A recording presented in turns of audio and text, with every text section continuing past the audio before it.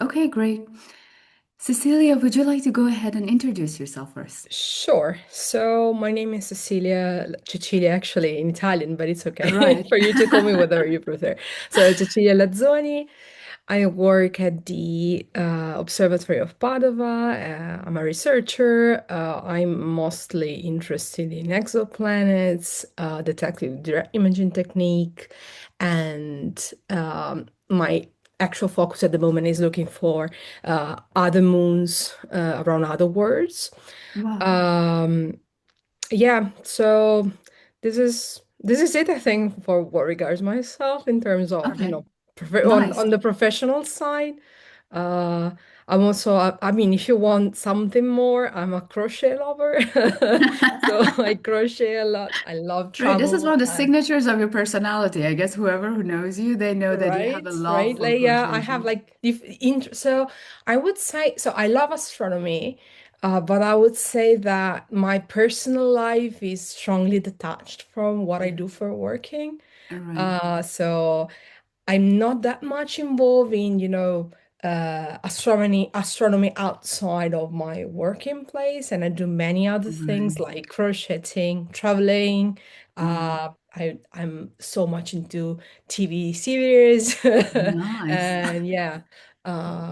What So you else? have tons of hobbies outside your Yes, work. yes, absolutely, and completely, I would say, correlated from my Okay.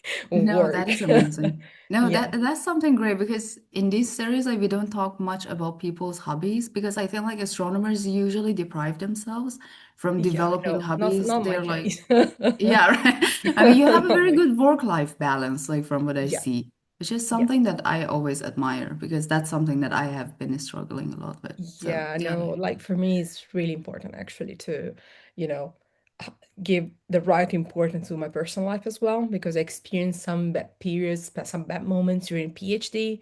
All right. So, I mean, and it was not because I'm, working too much, I was too much Yeah. stressed. It was maybe a little bit of lack of work at that moment, Mm. and the fact that I was away from my family, even if I was still in Italy. It was Right. like, either even if it doesn't make much difference if you're 3 hours away or 10 hours away from your family. You're still away from your family, right? Right. So I was feeling a little bit alone. So after that moment, I realized that I really have to put, my personal life at the same and give it the right importance. And so I put it at the same level as work. So yeah, so I take my time to crochet, to watch TV series, spend time with my partner, with my family. Uh, I used to be in sports much more than I No, am really? now. Okay, this Yeah, is a surprise to me. yeah, I didn't yeah, know. yeah. I trained for a half marathon during Oh, my second Jesus. year of PhD, but Nice. now, yeah, no, it's something in the past. Hopefully, it will come back, but for the moment, Yeah, no. at some point, you never know. Yeah, sorry if it was too personal as an introduction, but No, yeah, I think this is amazing because no one is introducing themselves. The people just go ahead with whatever they do for work. So like because yeah, that is like the biggest part of their life, I guess. And then like our type of job exactly. is very demanding too. Yeah, Like right. let's be Yeah, savvy. yeah, exactly. So I like to say these things because I don't see myself just as an astronomer slash astrophysicist, as you prefer. Which is amazing. I have multiple, faces, and I like to put them on the same level, basically. So yeah, so No, that's great. And then you being this brave to say it out loud, I think has so much merit. Like oh, it just actually it's shows that me. how much you see your worth, as you said, as a Yeah, yeah, human being outside of this field. Like I have my job, I'm satisfied and I'm successful, yeah, but then on the side, like I want to have a fulfilling personal life as well, yeah, which is exactly. something Yeah, very important. thank Especially, I you. feel like earliest stages of our work, which is the PhD, that is kind of like nightmarish for most people because this is the very first time that you're facing the realities of your Yes, field. yes, yes. So, Yeah, yeah. yeah.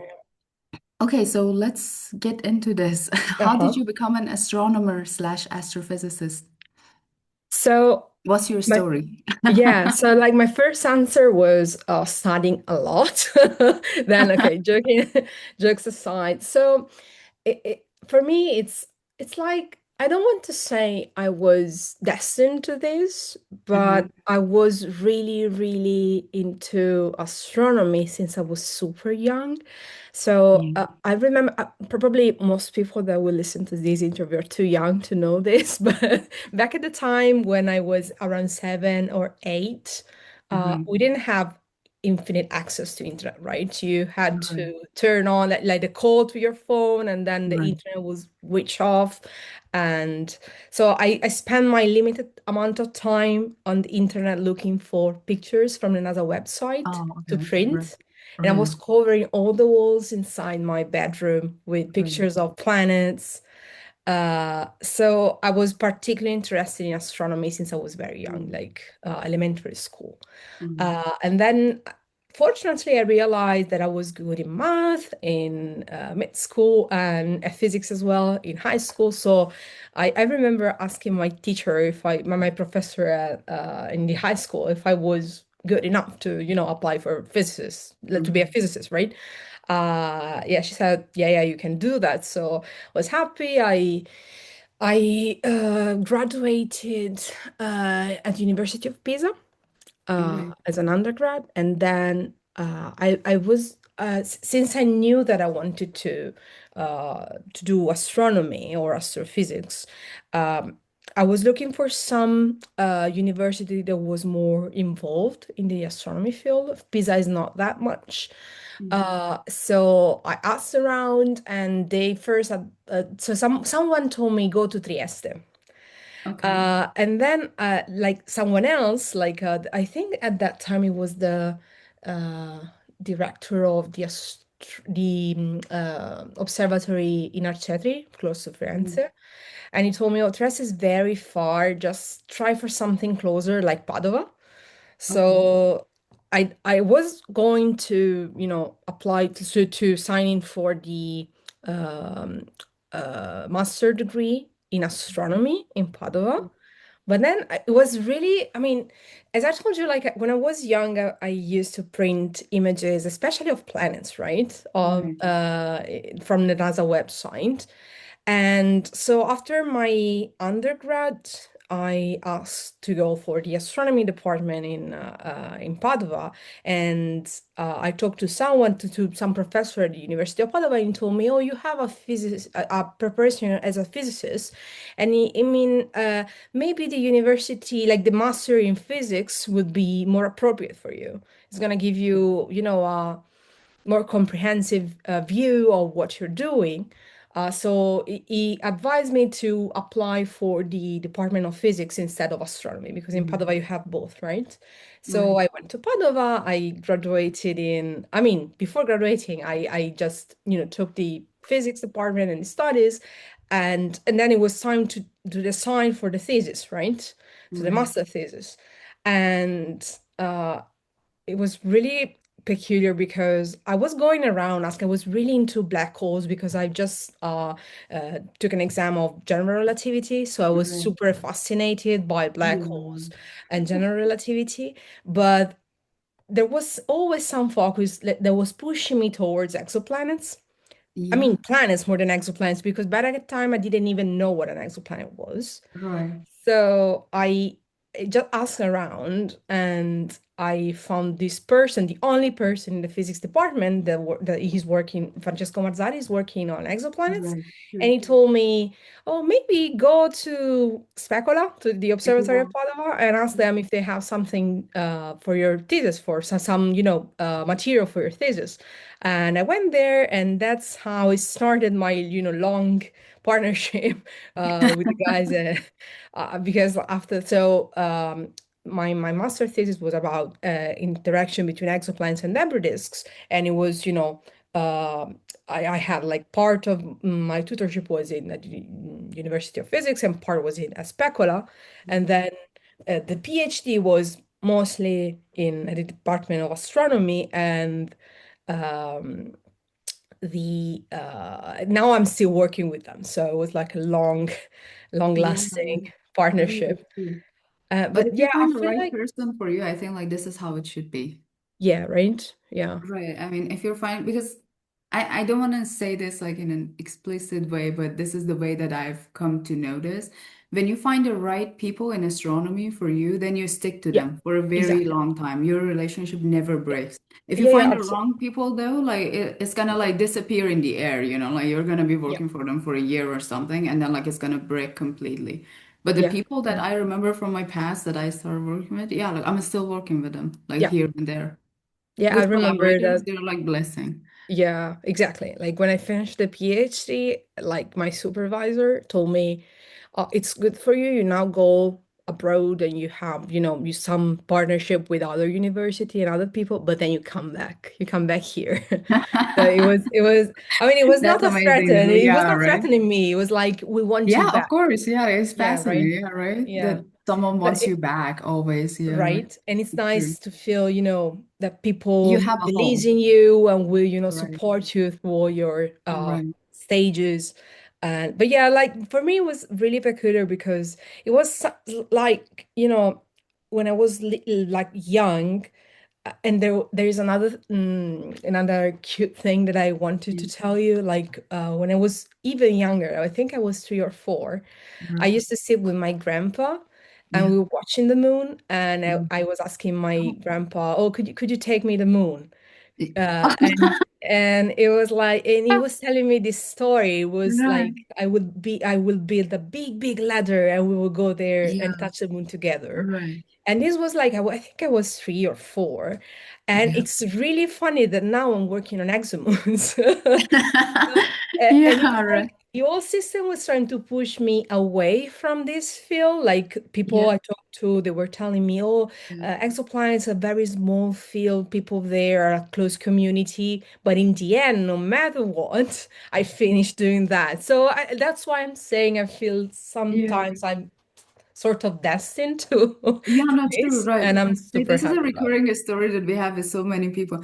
And I think it's no joke really because astronomy is one of those fields that you have a lot of uncertainties associated with it. Yeah, You know that you may never get a job. So if yeah, you're not as strongly rooted in that type of process, then you can yeah, quit it very easily. yeah, So yeah, like it should be also like mentally fulfilling for you, yeah, I yeah, suppose, like at absolutely. a Yeah, certain point. Like so it's not only the profession if you're successful or whatnot. yeah, no, Like I have it's seen like a plenty passion. of very, yeah, right. I mean, I've seen like plenty of talented people or people who could do it like at, I don't know, they could reach success at very early stages, like even their PhD, and then they just like a straightforward quit because they were just not into it. Yeah, But then like yeah, you see people who are not even like that level successful, but they have a reason to stay. And then they stay and then like they end up as an actual astronomer, like eventually. yeah, yeah, absolutely. It's a And difficult field. You get a lot of yeah, right. rejections and a lot of moving around. So I Right. And understand. you have to sacrifice a lot of things Yes, from yes, what I see. Yeah, like on your personal life, at personal level, and then like at the professional level. Some people, unfortunately, even health-wise, they have to go in yes, very difficult path. And then yeah, like that yeah, is also hard something that's things. very Yeah, common. yeah, yeah, yeah. So yeah, I mean, a lot of hardships, but yeah. So I mean, I'm really fascinated with this childhood story. She's like, Yeah, oh, at the end of the day, the ladder that you wanted to build was you yourself.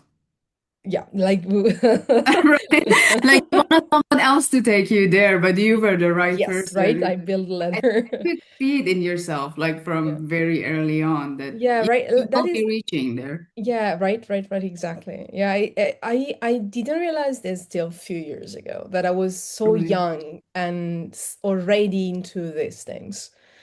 Right. Because I remember like the NASA thing, like printing, like my bedroom was really covered in pictures of Right. planets and satellites and whatever. But this is Oh, probably the first memory that I have related to astronomy. So I was right. even younger than that. Yeah.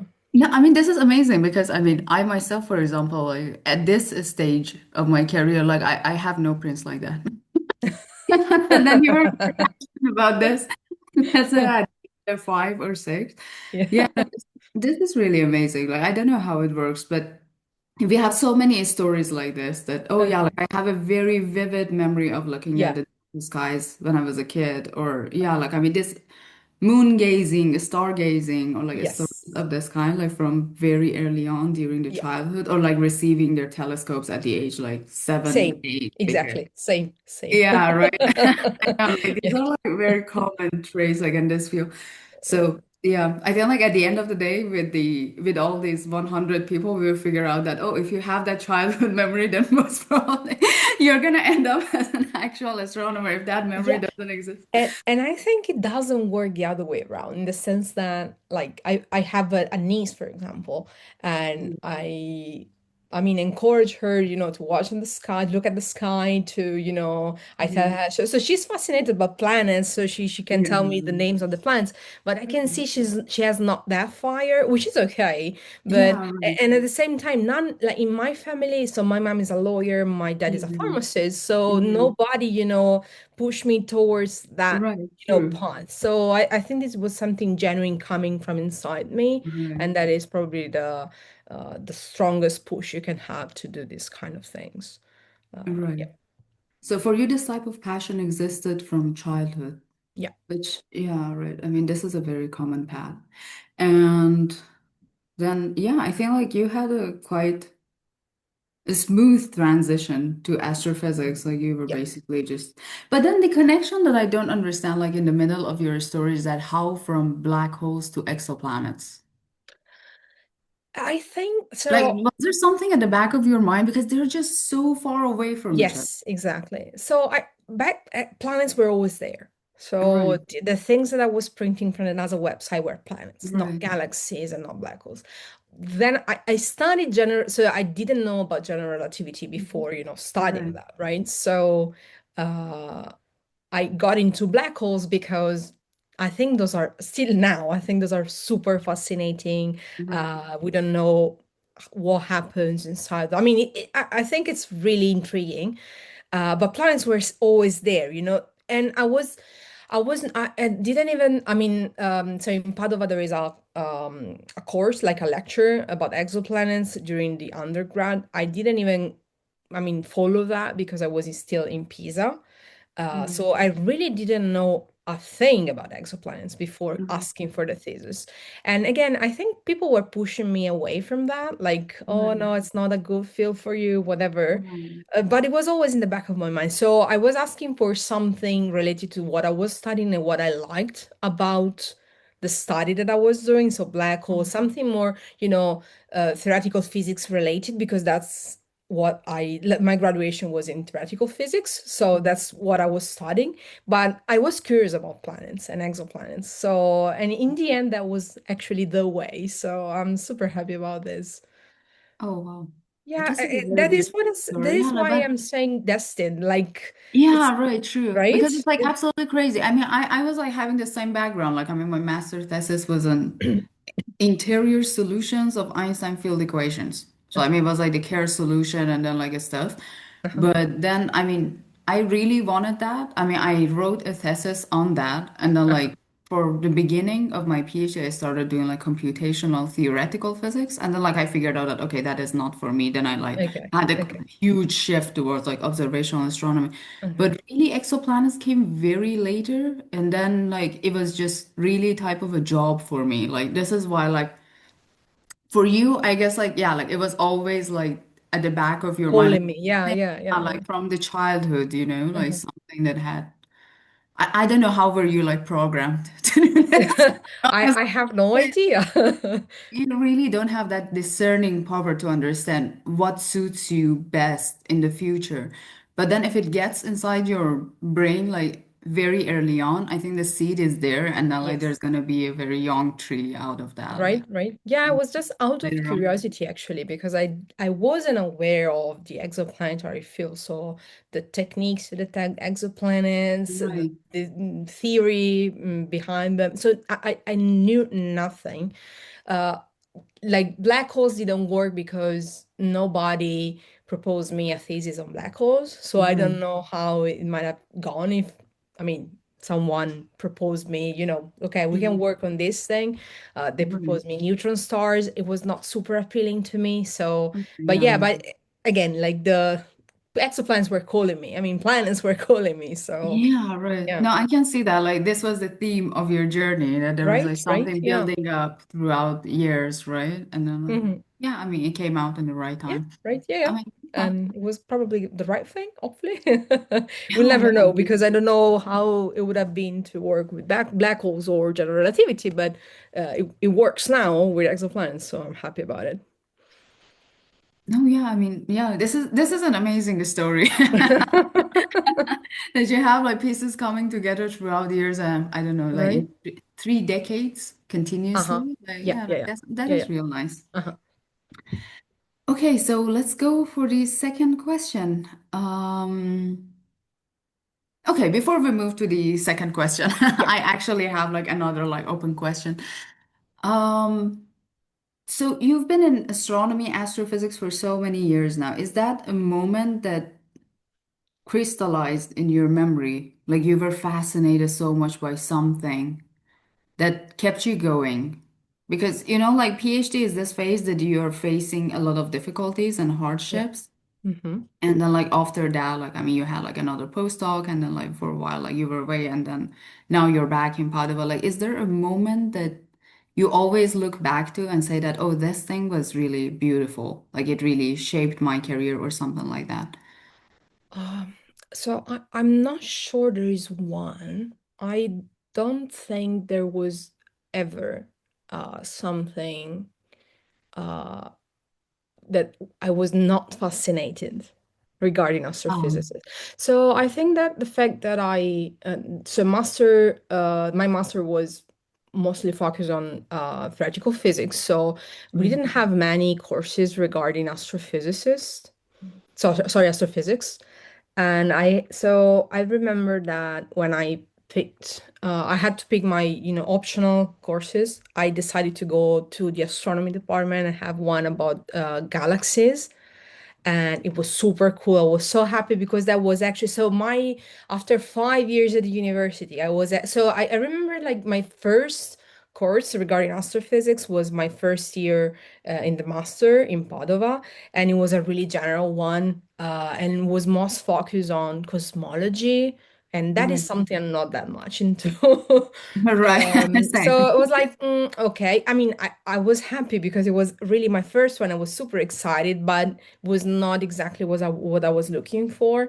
So at the very final stages when I was working with, when I had to pick my own courses, it was just three of them.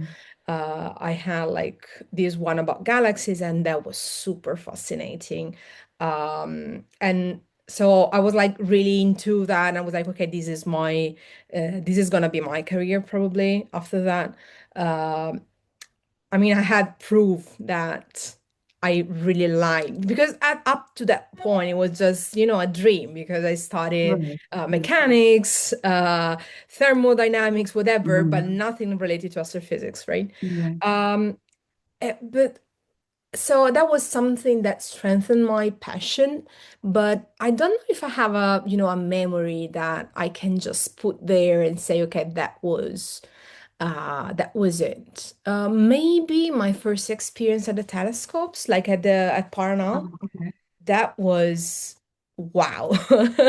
That was really, really amazing. And uh No, great. Tell us about it. Yeah, I yeah, mean, right. this is like the first time that someone is talking about like actually being on a telescope. It was crazy How was the because experience? I'd never been to a telescope before, Right, never ever. right. But when I started my PhD, so my supervisor was working and is still working, and I'm still working with Alice Zurlo. She's in Yeah, Chile right. and she works in Santiago. And she proposed a thesis to look for the formation, the PSF for directly image exoplanets. So basically, we were looking for exomoons. Mhm. And she was like, okay, let's do this. Come and I started in October, like my PhD started in October, and at the beginning of November, I was already in Chile, Right, working with her. right. And we joined the PhD related trip with observation due at a telescope at Paranal. Mhm. And so I mean, was a crazy moment because in the meantime, just a couple of days before going to the telescope, I got robbed in Valparaiso, and that was a nightmare. They stole everything, like my passport, my wallet with the credit cards, and it was really scary as well. So, and that is something that so from that moment on, I'm not feeling super duper comfortable in going around alone. So sometimes it's difficult for me, but I mean, I can live with that. Anyway, so after a couple of days and go to the embassies and get some documents and, crazy times, we Oh, flew to the telescope. And when we were there, it was like being on another planet, like in the middle of the desert. Everything is red, it's super dry. You have these incredible sunsets because they are super colorful. And the residencia, like the place where like the astronomer can stay during, I mean, actually during daytime because during night we're observing, right? right. It's incredible, has a pool and cinema room, a place where you can play any instrument they have, drums and guitars and whatever. I mean, it's really like it looks like you are on another planet and you have everything in that facility. Right. Uh, and also like staying all night away. I've Uh, heard they even have spas. I mean, I haven't been there myself, but people say that there's also a spa somewhere. yeah, there is a sauna just next to the pool. Yeah, Yeah, okay. so I mean it's the pool is there. Yeah, no, and around the pool you have all the like True. what was it like with the True. palm trees. I True. mean it's not just because it's beautiful, it's also because it's super Right. dry, so you need some True. humidity, and that comes from the pool and from the True. trees that are there, right? Right. But it's really beautiful and exotic, and the Right. fact that you open the window, it's everything is silent and you see, desert all around you. It's really Yeah. magical. So that for sure strengthened my, passion and my like I was like, okay, I'm gonna do this for all my life. I'm gonna come here year after year, which is not the case by the way, because you cannot go to Paranal just like Much work, isn't it? Yeah. yeah, I mean there are work you can do some the jobs are meant to take you to Paranal every month, but it's like then Yeah. you have to sacrifice all your life. Yeah, right. If you do the astronomer for ESO, then you have to sacrifice much more. But yeah, that was Mm. really a funny, like very beautiful experience. So that is something that I always, keep in mind when I Yeah. when I have dark moments and I say, okay, maybe this is not. So my aim in life would be to go to Keck Observatory at Mm. Hawaii. Oh, After okay. that, I'm done. I Right. mean, whatever And then you get, happens, I'm okay. yeah, my dream fulfilled. Yeah, Right, right. right, right. Yeah. Now I'm out Yeah, of yeah, here. Yeah. yeah. And another thing that for sure, I Scary. mean, it's not like a crystal moment as you were asking, Yeah. but it's something that is more generally related with Right. what I'm doing and why I'm doing this. I love to travel and I love to talk to people Right. at Oh, conferences, and nice. like my supervisor was super always from the very first moment keen to send me anywhere and any Okay, yeah, cost. right. So that is something that I put as a very like super good thing about what I'm doing. Right. No, true. I mean, no, this is amazing. And then like about this thing that you talked about that, yeah, like whenever we're having some dark moment or we're down in the dumps, let's say, Yeah. yeah, Yeah. we always have something to go back to. Like Yeah. it can be like either childhood memory or something else. Like I don't know, like a memory that is soothing, let's say. Yeah. So for you, it was like the first visit to the telescope site. Yeah. That maybe like I was thinking now while you were talking, there's maybe something else that made me really proud and I really, look to that moment when I have, to reassure myself that I can do Mm. this. And this was I attended a conference in Iceland. Super Right. cool, by the way. Yeah, right. I Yeah. know. Yeah, right. And it was a huge one. Like there were, I don't know, but I would say 1K attendees was Yeah. really, Oh, really wow. huge. Yeah, Yeah. because like the venue was super fancy, and Yeah. also appealing because it was Iceland Mm. and it was a big conference. And I had to talk like the first day. It is organized like this. So they have the first half of the first morning is dedicated to, the big people with the big discoveries. Right. And then they follows, interesting things, and then days dedicated to, different topics like different detection methods or theoretical things. And I was just after the big people. Like my talk was Oh, because I was talking about exomoons and yeah, right. discovery of exomoons. Yeah, So right. was like interesting this discovery, right? And the Yeah, right, first of day, course. everyone was there. And I Yeah. remember that so I was just after the break, the first break. And I remember that when I got up and turned, there was this, massive crowd behind me. And I was like, I'm not gonna do this. But yeah, right. I was like, oh my, I was like feeling, oh my God, a little bit So, overwhelmed. like, what stage was this? Like, how old were you? Sorry again. How old? Yeah, like, Was because it is a 20, scary, like, I mean, talking in front of like all these people, and right? then like especially like after the giants, like it's Yes, a very exactly, scary thing. And exactly. like, unless like you're a very confident speaker, like that can scare the hell out of you, right? Exactly. I think this was my second year of PhD. So Jesus I Christ. must Oh, have been 23, 24.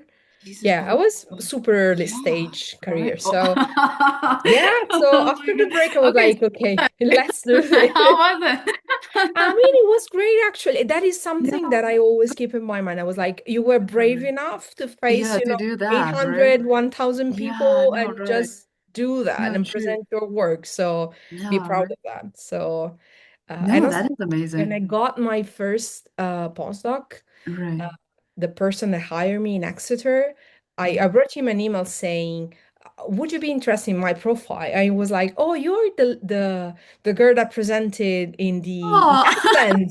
And I was like, oh my God, that worked. So yeah, so that's another moment that I like to, yeah, no, record right. in my mind. No, this is amazing. Yeah, No, it this was is really really, really, nice.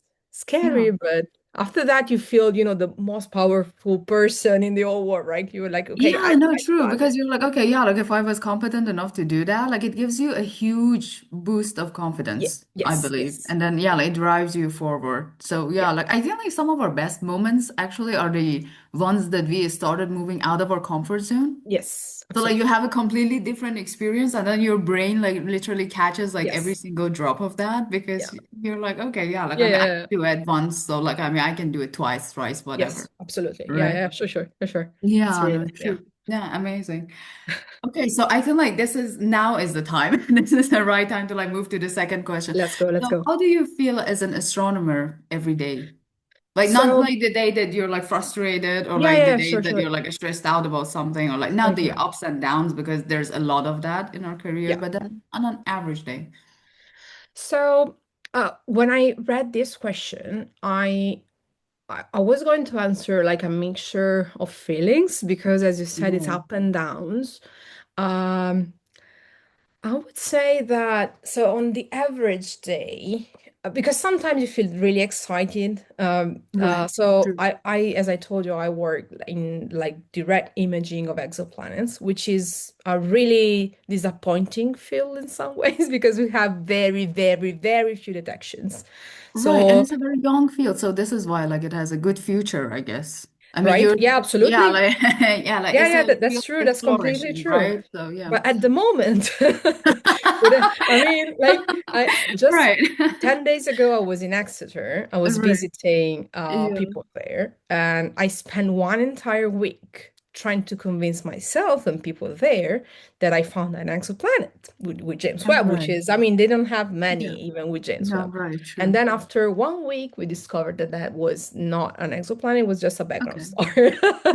So that is, Oh, the standard thing. So you just go yeah, very right, true. excited No, and no, yeah, no, I right. mean, you stay on the True. safe side because you know that this is a Right. tough thing. So you I say, mean, it's not maybe, worse than like claiming something false, though.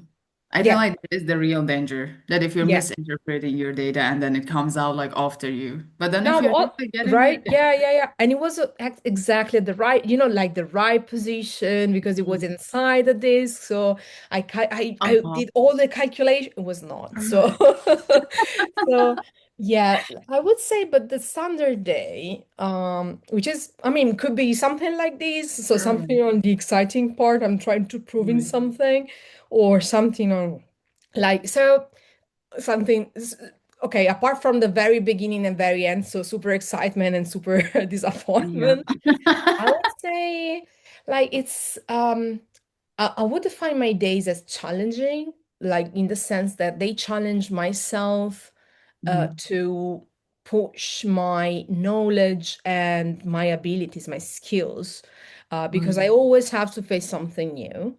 Right. So I okay, so I like this feeling. So I like the fact that I don't know how to approach something at first, and then I end up satisfied by, Right. completing the task. True. So I would say that most time I feel challenged, Mhm. and pushed to give something more to myself and to the field. Uh, Right. yeah, this is the average day, like, and then you have ups and downs, as you said, especially not because of the um how I feel about my job, but what No. specifically what I'm doing. So uh Mm. trying to prove that something is real or not, Mm. and convincing other people that what you're seeing is actually real or not. Yeah, Right. So the word is challenged. I would say so. Yeah, I would Yeah. say so. I mean, you can go anywhere between 1 to 5 words if you want, Let me see. but Yeah, so yeah. challenge for sure. Excited and disappointed, I would say. I would put those there because it's a constant feeling. It's not like, True. Yeah. uh, yeah, especially because like when you work, I work with observations, right? So Yeah. our job is to look for things in the Right. images. So there is always almost every day there you have the excitement of, okay, I'm gonna reduce this data set, I'm gonna find something. So that is really common, right? Right. So that is something that I experience very often. It's not just, ups and downs. And what else?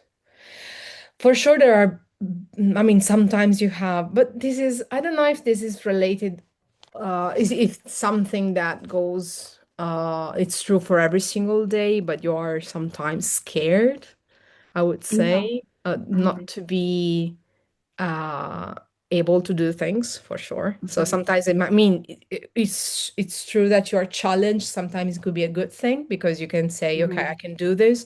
Sometimes Right. it's just frustrating because you say, okay, I'm not able to do this, and you have to find someone to ask to, and it's at the end you will always have to do that by yourself. This is my own experience. Right. So it Sure. could be frustrating as well. Yeah, I would say, yeah, challenge, excitement and disappointment and frustration sometimes. I Mhm. would balance that. I mean, I think there are two good things and two slightly less good things, which I think is pretty common for any job. Yeah, So, very true. yeah.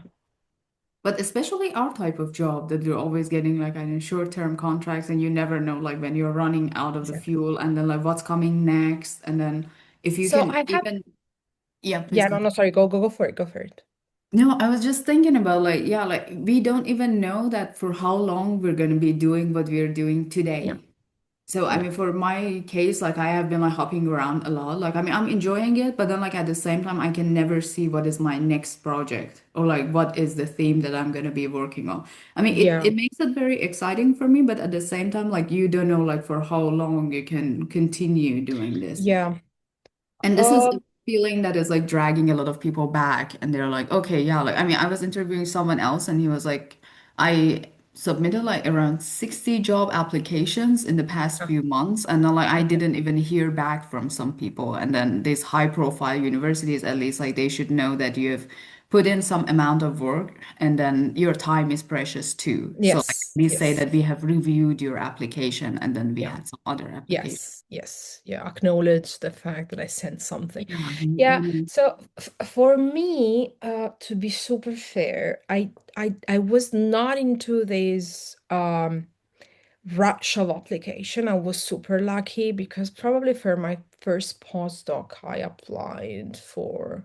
So after my PhD, I had a scholarship with the right, same people working there right, in Padova to, finish stuff and publishing things. In the meantime, I was looking for positions, right, and I was also at the point where I was okay. If I find something, it's okay. If I don't find something, I might just switch to something else. I didn't also, as I told you, during my PhD, I was going through some dark moments. So I was like, okay, let's try maybe to, put my health, my mental health, uh, mm, before anything else and see if something else suits me more. Uh, but I think I apply for top 3 or 4 positions before getting back GA, the positive answer from Exeter. Uh, right, and it was also a good place to be because they were the people involved with the James Webb. So the exoplanet part of James Webb early science. So it was great. I mean, it was the right place to mm, be. mm, And then when I decided to come back to Italy, Silvano, so my supervisor just called me back and was like, come back to Padua. And now I feel so my position at the moment is so my supervisor, so my PhD supervisor, Silvano, told me, come, there are good chances you can stay here, not just for 2 years, but longer. yeah, So I'm fully trusting him because I feel like I'm really wanted there. right, I am, but I'm also realistic in the sense that I know that Silvano will do anything to keep me there. And if he will not be able to do that, it's not his fault. He has done whatever he could, and I will right, just move to something else. I will mm, transition to something else. I had really, really many chances of, traveling, going to conferences. I've done some really exciting works on, very, I work with the best data in the field. So right, exoplanets, I work with, direct imaging taken with Sphere, which is probably the best instrument we have to do right. that. I was able to work with James Webb images, which are great again. So I don't want to say accomplished because I'm not for sure, but I feel satisfied. So I I mean, feel that's a like, relative feeling, really. I mean, yeah, success is always a relative feeling. I mean, yeah, like, if right. you feel Yeah, yeah, accomplished inside, if you're like content with exactly. that feeling, I think Yeah. it's the best feeling for Yeah, everyone. so in my view at the moment, on that side, I'm okay. I'm not feeling anxious about application. I'm not gonna apply anywhere. I'm just Right, gonna stay there until I will maybe be able to find to get a permanent position. If I'm not gonna be able to do that, I will just switch to, another field, and I'm happy with what I've done so far, right, because I got so many chances that. I don't, I don't feel like, oh my God, I still have so much to explore in this world, in this field. I have, of mm, course, but if it's gonna be that I will have to stop here, I'm not gonna go to look for, a position in Australia because I don't want to sacrifice my personal life. So right. either it's here, now, and future, or it's gonna be something else, and it's gonna be okay. So This is a wonderful message, I think. yeah. Yeah, like to be fulfilled inside, I think that's a wonderful thing to have, like Yeah. within you, to just be happy with what you've done. And then, yeah, I think it I comes was from a sense lucky of like, no, I mean, like, no, not really. Why do you say that? because I think I was surrounded by people that really believed in me and gave me so many chances, like going to the Right, telescopes, traveling, right. I graduated. So my master thesis, I just graduated in at the very end of September. Yes. And the like 3, 4, 5 days after, like Mhm. beginning of October, there was a big conference of the Sphere Consortium in Padova. Right. And Silvano said, okay, you're presenting your thesis Yeah. just 4 days after. So I was pushed into this world from the very Right. beginning, Okay. exposed to people. Mhm. And so that's why I'm saying I'm lucky. I know that some supervisor will tell you, okay, we're not going to even talk about conferences until your second year of PhD because you don't have anything to present. Uh, was not my case. So I was lucky. I had people that pushed me to, put myself in the very front row and, talk to people. And that's why I'm saying I was lucky because I met people that, I didn't see any luck in there, honestly. Like I okay, see competence. I see a lot of competence. Because I mean, yeah, if your supervisor doesn't believe strongly in you that you can deliver, then they will never give you these yeah. opportunities. But it's also true, I I mean, think I that, feel like you're being a woman in this moment.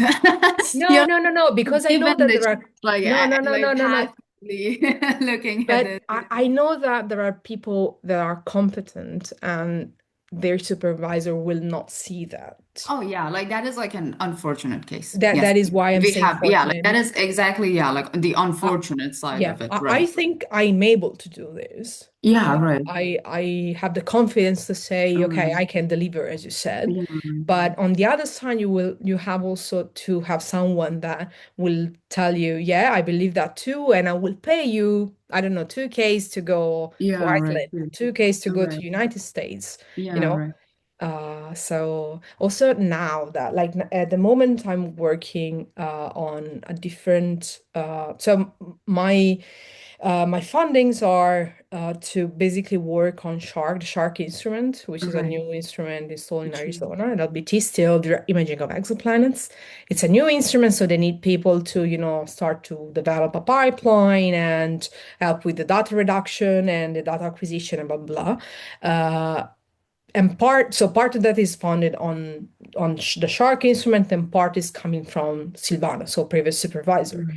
And Silvano, when I got back, was like, you keep doing your work with Exeter people. You have to publish with James Webb because it's good for your career. Like you have this kind of, Oh, support. yeah. I mean, mentorship is everything in astronomy. Like, we have talked to so many people, especially mentors themselves. Like, I was interviewing Marcella Marconi, who was like the first female director of Capo di Monte. Okay. Hmm. And she had this figure, and she's still believing in this, that your mentor and the person who's supporting you in this field means everything. Yeah. I mean, like, They're because, I mean, let's completely face it, shaping like, your future. yeah, like I mean, this is a field that is, I mean, we're in a much better place compared to 50 years back that there was Mhm. not enough space for people to even explore this field. But Yeah. we're still operating on the basis of patronage, I think. Like Yeah. someone has to be supporting you in this Yeah. field because you never have enough resources as an individual, like however Yes. competent you are. Yeah. Yeah. Yeah, absolutely. But besides that, I mean, people will not support someone and invest in someone if that person is not super competent,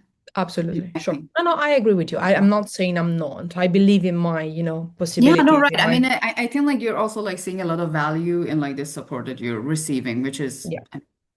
Which was, by it's the a very way, like positive like yeah, personality yeah. trait, And right? also it To was be a really grateful. silent support in the sense that Silvano will never tell me and never told Yeah. me, well done, good job. He's not that kind of person, but he He's just he's not showing vocal me with that he believes his in me and he's actions. proud of me in other Yeah, ways. right. Luckily, I'm also that kind of person that does not need reassurance All right. because I know that I delivered. I mean, Yeah, I'm no, right. confident enough to see True. that what I've done was actually a good job. I Right. will not hear that from him, but I know Mhm. that it is. I'm aware that I can see that because next time, otherwise, you will not tell me, okay, go and do these, right? Right. No, true, of So course. yeah. Yeah, Yeah, that's no, what I'm right. saying. I'm lucky because I can really sense uh that he's proud of me and he wants me there. He wants me to work in the field, and he's worried that I leave the field in some ways, right? Right. We have talks about future opportunities and how will my future be shaped, and things like that, which I think is really important. No, right. I mean, it's great to feel appreciated by Right. someone and be supported, etc. Right. And I think this is great advice also for young researchers to see their value themselves first, then Yeah. go for like receiving reassurance from everyone, from Yeah, if anyone if else. I if I have to give a oops. I think I lost you for one few Yeah, seconds. for one Yeah. second. Yeah, but we're Okay. back. Yeah. Uh, no, I wanted to say that if I had to give an advice to young researchers, PhD students, and whatever, I would say that they should never feel pushed to do more. Um, I mean, I was the kind of person that will start, I mean, I am the kind of person that will start to work at 10:30, and maybe leave work around 3 p.m. Right. But then when I walk back home, I will think about what I'm doing. And maybe when I get back, I will just sit on the sofa and finish what I was doing.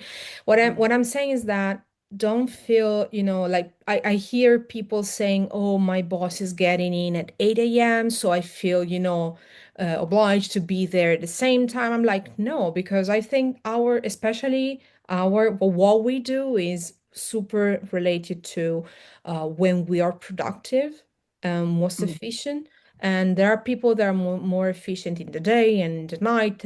So don't ever feel pushed of saying, with inside the box, right? So you Right. have to, because Right. maybe what you do in 1 hour is what people will do in other people will do in five. So Right. uh, if you deliver, don't be afraid. I mean, stay confident that you don't need to do more than what you're doing. That is what Right. No, if this is I great mean, advice. And I think it comes from huge experience because yeah, when you first enter this field, you think like, oh yeah, like you should be working long hours and you should always say yes to everything because that is what's building your career. And then long CVs are very much appreciated when others yeah, see they're like, oh yeah, like I'm super impressed by your CV, whatever. yeah, But yeah, I think this is like coming from huge experience because we have to be yeah, quite yeah. I've yeah, never we should done be that. delivering a lot, right? Yeah, And then, yeah, yeah, like some people, uh, like, uh, I mean, I've heard this a lot that working short hours but being actually focused and productive yeah, is way more valuable yeah. compared to you, like, staying up until, like, I don't know, 10 p.m. and then, like, just Yeah, like exactly. that. Working every single day, Saturday, Sunday.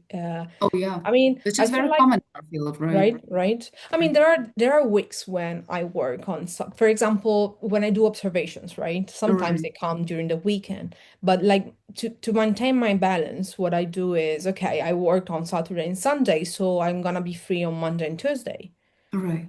because I have 2 days off You a somehow week. compensate for it, right? Right? I Right, mean, unless I really have to deliver something, I have, deadlines or whatever, it could happen. But then I will right, try to balance out with other right, moments. And I feel like I have to, like I'm allowed to do that because I spend my free time doing my work things. right, Uh, I mean, people might see this as, you're not too much dedicated, but I'm not paid to. I mean, again, like I think I have a good balance between my like work and my personal life. So I right, want to respect both of them. I'm hired to work at a determined amount of time, or if you don't, I mean, it's not really true. I'm hired to deliver something, right? right, Some results. And if I do that, it's not your business how I do that. So if I want to right. work in the evening, in the morning, and sleeping in the afternoon or whatever. So yeah, Yeah, no, true. This is great way of facing it, right? Like I remember especially during pandemic that people were having Zoom calls on crazy hours. Like one of my colleagues was staying up until like from like 9 p.m. to like 11 p.m. just yeah, I don't no, know, attending all the telecoms and it was like 3, 4 days in a row. And yeah, like I don't know. Yeah, like yeah. it is like No, somehow crazy. Yeah, right. no, yeah, I mean, even some people now, are just like, like paying you a very average salary, but then they expect you to be there like 24/7. Like they have no boundaries whatsoever yeah, with yeah. you. Like at the moment, I'm working with people, for example, that are doing observations, and since it's Arizona time, we observe from 2 p.m. to sorry, 2 a.m. till Right. 2 p.m. or something like that, Right. and then they stay there and keep working. I'm like, I'm gonna back home and sleep.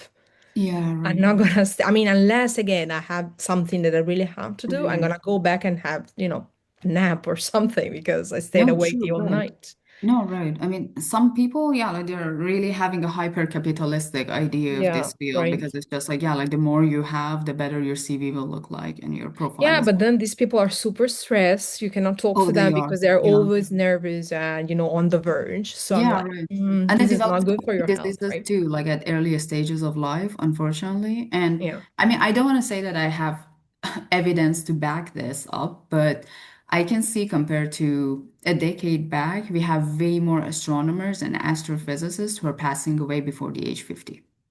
And that is like a tragedy that I've been seeing. Like, I mean, one day you just wake up and people are like, oh, yeah, like this person, especially like from heart failure, like cardiacal type of like diseases, Yeah. or like chronic diseases that no one Yeah. knows about, but they're like hiding on purpose because they don't want other people to know that, oh, yeah, like there might be a space Yeah, that you there's a cannot weakness, deliver, a or weak yeah, like you spot. have to Yeah. go back home, etc.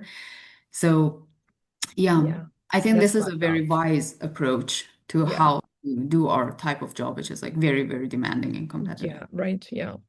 Especially on the mental side, like you have Oh, to of to course. be there, right? It's not like, okay, Oh, yes. just push a couple of buttons. It's not like that. Yeah, So no, right. Yeah. Like whenever you're there, like you should be like hyper focused because this yes, is a work exactly. that is you're dealing with numbers all the time. So if you're Exactly. doing that, Exactly. it's Yeah. yeah. Okay, so my final question for you is how do you see yourself in the future in this field? But then this has to do with your mental vision. Like, I mean, Mhm. like the picture that you have right now in your Mhm. head, and it is Mhm. not like how you're preparing for it or how you're planning for it Yeah, or yeah. what you wish for. It's just that really how you see yourself. Yeah. So, like my vision, I don't think I have an ambitious one in the sense that, as we discussed just a few minutes ago, you don't have many insurance just to stay in the field. Right, sure. So I'm going baby steps. So the way I see myself in the field is like a balanced person that has a family Mm, and has a permanent job, hopefully. mm, Hopefully in Padova or in Italy. I'm mm, not gonna be abroad. Again, I don't want to sacrifice my family and my personal life.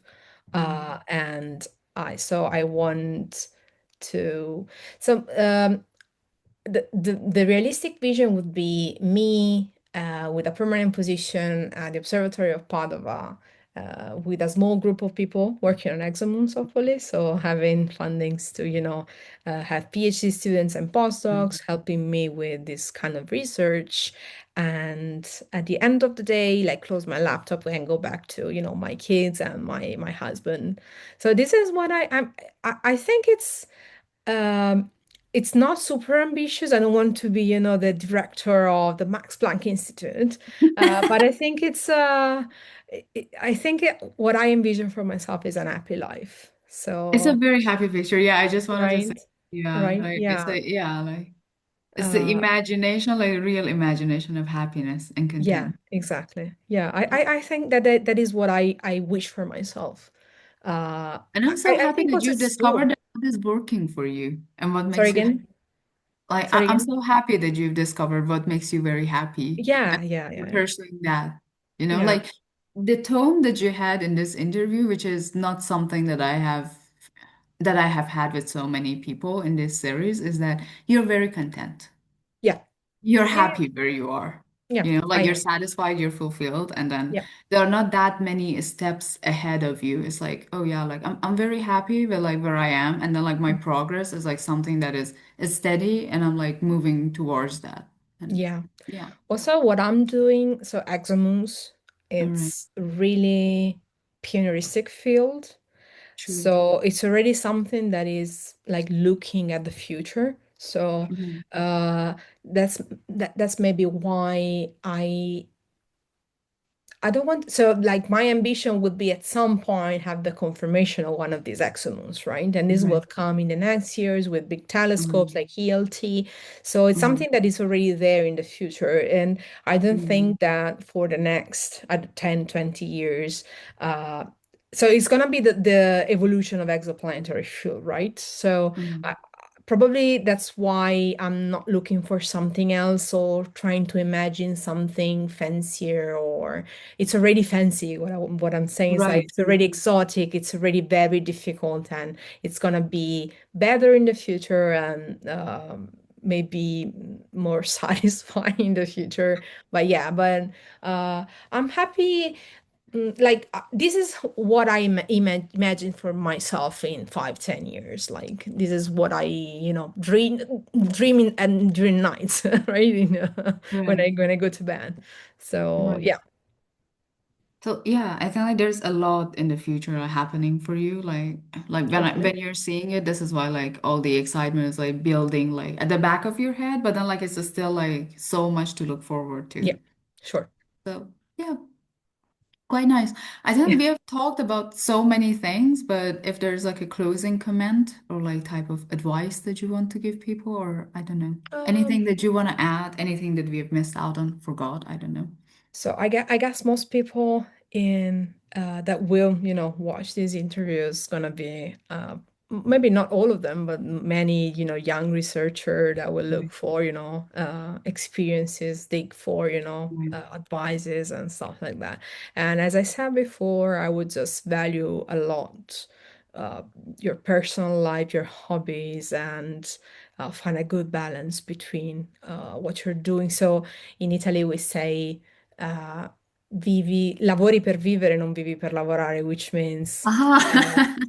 yeah, which means you work so that you can live. It's not the other way Yeah. around. So Yeah, you right. don't live to work, right? I mean, this is Right. my philosophy. Right. So I would say that this, at least for me, works so well. It's working Right. well. So just try. And this is another advice that I got from many people, especially outside of Italy, is that you don't have to feel like a failure if you just leave the field for something else. You have many skills. So if you're doing this, it means that you have many skills and you can do many things in life and you can feel accomplished in other things.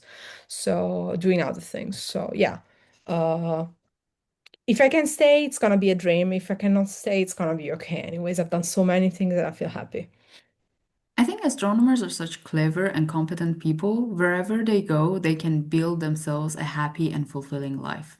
I agree with you. Yeah. I think this should be a takeaway for all of us because Hmm. we are by default like very competent, very clever people, and we're doing something that not so many people could be doing in Yeah, a lifetime. I mean, we should be like grateful for that, but it absolutely. also means that if we could crack this one and then like we could basically, I mean, learn something here, then we have a lot to take with us to another sector, I Yeah. believe. Yeah.